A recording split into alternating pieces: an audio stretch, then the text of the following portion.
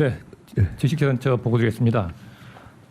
저희가 그 짝퉁 유상품 단속 주무부처인데요. 현장에 나가 보면 짝퉁이 없으면 명품도 아니다 이런 말. 그렇지. 우리나라 네, 맞는 말이에요. 그래서 어떤 데는 왜 우리 제품은 짝퉁이 없냐고 항의도. 근데 K푸드가 이제 글로벌 시장에서 프리미엄 제품으로 인식되면서 짝퉁이 정말 활기를 치고 있습니다. OECD 통계에 하면 이 K브랜드 전체 유상품 유통 규모가 97억 달러 정도 되는데 K푸드가 한 2,200억 정도 하나로요 된다고 합니다. 근데 굉장히 이건 보수적으로 잡은 거고요. 근데 문제는 이게 아까 대통령께서 말씀하셨듯이 이게 이제 소비자들의 K푸드라는 게 유상품 짝퉁이 돌면은 소비자들의 건강, 안전에 위해가 가기 때문에 현지 소비자들한테 호감을 잃게 되는 그런 문제가 있습니다. 그 다음 페이지 사진을 한번 보시기 바랍니다. 이게 실제 보면 제가 인도네 첫 번째 보이는 사진이 인도네시아 식품회사 홈페이지를 제가 찍은 겁니다. 이 보면 우리나라 식품회사인지 외국 업체인지 도무지 구분이 안 될 정도 온통 다 한글 우리나라 제품입니다. 밑에 한국 라면 이거는 인도네시아 인도미라고 세계 최대의 라면 회사 중에 하나입니다. 1년에 190억 개를 생산하는 업체입니다. 여기 새로 나온 신제품인데 한국 라면입니다. 그리고 광고 모델이 유진스입니다. 밑에 보시면 굉장히 이제 짝퉁 유상품도 다 수법이 다양되고 있는데요. 이 삼양 불닭면 완전히 똑같이 유지해서 지금 중국 시장에서 저희가 대형에서 맡고 있고요.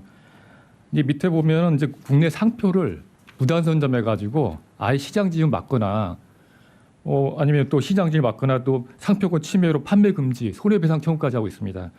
제일 아래 보면 부산어묵 이게 바로 대표적인 사례인데요. 부산어묵을 등록을 해가지고 우리나라 현재 그 진출한 5개 중소기업들 판매 금지 처분을 지금 내리고 손해배상 청구를 하고 했습니다. 이제 그래서 이제 이걸 어떻게 대응할 것이냐. 이거 좀 중요하네요. 그래서 지난번에 대통령께서 지식재산처를 만들어 주셔서 제일 먼저 분쟁 대응부를 설치했습니다. 그래서 K브랜드 또 특히 K푸드 유상품 단속을 위해서 저기 총력을 기울이기로 했고요.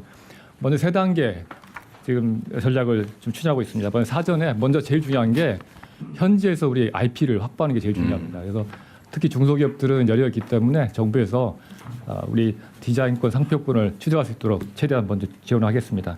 그리고 AI 기술 같은 거랄지 또 RFID 같은 기술을 이용해서 유상품 방지 기술을 보급하도록 하겠습니다. 다음에 이제 문제가 생기면 바로 신속하게 대응하기 필요한데요. 온라인 시장에서 알리바바, 쇼피, 라자다 같은 그 글로벌 온라인 플랫폼들과 MOU를 맺어가지고 바로 온라인 시장 차단하도록 지금 조치하고 있고요. 현지 공안, 단속기관들과 긴밀 접촉해서 피해 기업들 바로 현지에서 단속이나 지원토록 그렇게 하고 있습니다. 마지막으로 이제 외교부나 농식품과 긴밀한 협력 체계를 구축하고 또 현지 또 25개 지재권 아까 농식품 분야에서도 말씀했지만 25개 중점 공간을 지정해서 지재권 취약한 중동, 중남미, 아세안 지역에 저희가 현지 공안이랄지 단속 당국과 긴밀한 협조 체계를 구축하고 있습니다. 그리고 농식품부 또 협단체들과 긴밀한 또 협력 체계를 갖춰서 문제가 생겼을 때 바로 신속하게 대응토록 하겠습니다. 이상입니다. 네. 이거 제가 아까 웃어 넘겼는데 이게 웃을 일이 아니네요. 근데 이게 우리 기업들이 이게 지금 식품 영역뿐만이 아니고 다른 영역도 많을 텐데. 예. 그러니까 이게 이제 시장 개척을 해서 초기에는 아마 안 할 거고 시장이 어느 정도 확정된다 싶으면 그 나라에서 이제 이런 식으로 똑같은 걸 먼저 등록해 버린다 그런 얘기잖아요. 네. 근데 이 지식재산권은 국제 협약이나 이런 거 없나요?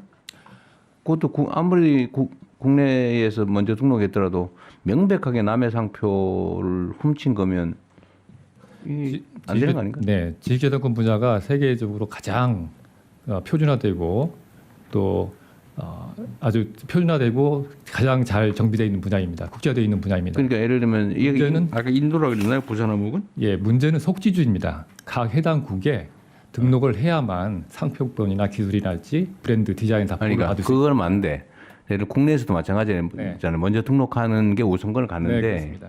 명백하게 먼저 있던 걸 뺏겨서 등록을 하면 무효 아니에요.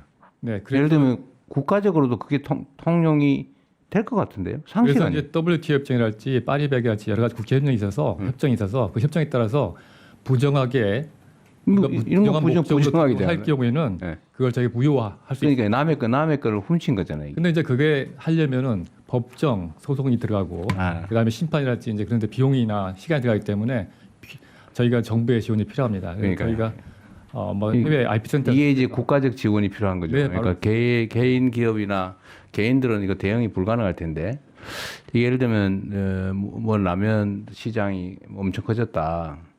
그러면 사실은 상표 전쟁에서 이기면 옛날에 미국하고 우리나라하고 이게 기술 분야에서 사실 이런 일이 많이 벌어졌는데 예.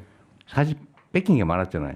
예. 근데 우리가 시장이 커지고 우리가 해외 진출까지 하니까 이제는 지켜야 될 게. 집적재산권 관련해서 국제 분쟁이 뭐 조 단위로 벌어지고 네, 그렇습니다. 결국 타협에서 수천억을 물어주든지 아니면 동업을 하든지 예. 뭐 이렇게 협정을 맺잖아요. 네. 사실 우리도 이제 그걸 도와줘야 되는 거죠. 네, 그렇습니다. 그래서 뭐 시범적으로 몇 군데를 해주든지 오히려 기회 요인이기도 할 거 아니에요. 네. 지식자는 제가 해외 분야에서 좀 실력 발휘해야 될 것 같습니다. 지금 요 부분에 대해서는 이제 제가 말씀드릴 게 있는데요. 그 사실은 소상공인들하고 1인 디자이너들이 아마존에서 물건을 팔겠다고 해가지고 디자인을 올려놨는데 거기에 대한 등록을 해야 된다는 것조차 모르고 저희가 이제 온라인 수출 대책 그 논의할 때 들었던 얘기입니다. 그래서 빛 같은 거랑 이제 패션 잡화계도 요즘 또 한국계 인기여서 디자인 다 올려놨는데 그거를 대량 생산하는 또 그대로 이제 베껴가지고 그래서 이거 등록을 저희가 해야 된다고 말씀드렸는데 이게 등록비도 사실 만만치 않은 비용이고 어느 나라까지 어떻게 해야 되는지도 또 알 수 없는 정도의 규모로 이게 시장이 굉장히 바뀌고 있어서 온라인으로 아마존에서 1등하기 위해서 다들 애를 쓰는데 그 중간에 이 이제 잊어버리는 디자인과 상품의 아이디어들 이런 부분도 어떻게 해야 될지가 지금 사실 중소기업과 이 소상공인들에게 요즘 이제 저희가 고민입니다. 그리고 강한 소상공인들의 상품들일수록 또 베낄 가능성들이 훨씬 더 높아져서 이 부분을 이제 지식재산처럼 공동 설명회 이 정도는 하지만 요거보다 오늘 이제 일단 먼저 그래서 그 홍보 차원에서 말씀드리는 건 그 나라에 진출하려면 그 나라에 먼저 등록해서 그 인증을 받아야 된다. 여러 가지 이 부분에 대해서 미리 알고 가야 된다는 거를 저희가 계속 좀 더 잘 알려야 되는 게 굉장히 중요해 보입니다. 그렇죠. 이게 원래는 그 시장 개척을 해서 진출을 하려면 이게 이제 일종의 법무 비용인데 이 법무 비용도 경영 비용의 중요한 한 부분이거든요.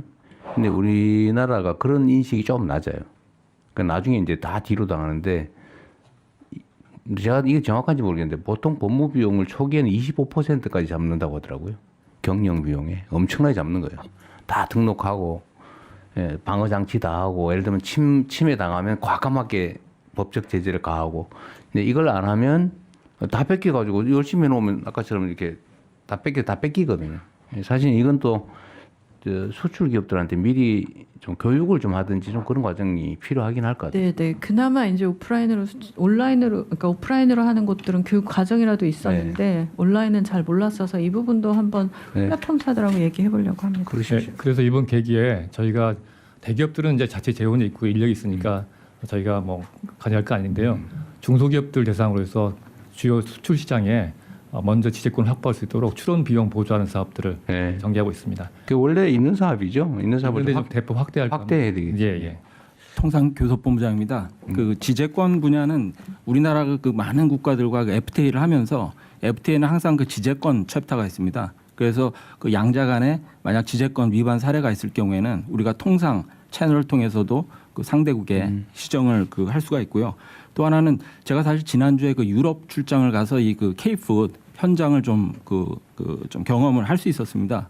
특히 잘 알려진 그 불닭 볶음면 이런 경우는 뭐 거의 유럽 시장에서 60% 매년 성장하면서 굉장히 무궁무진한 기회가 있는데 또 그 애로사항도 있었습니다. 그게 그 많은 장관님들이 말씀하셨듯이 이제 비관세 장벽 그러니까 식품 분야의 인증이나 어떤 기준이나 그리고 뭐 심사 그리고 통관 이런 것들이 EU가 굉장히 까다롭고요. 또 EU 내 27개국마다 또 조금씩 다른 그런 사례가 있었습니다. 예를 들어서 그 불닭 볶음면도 수프가 우리나라에서 수출될 때는 그 동물성 성분이 조금이라도 들어가면 수출을 못 합니다.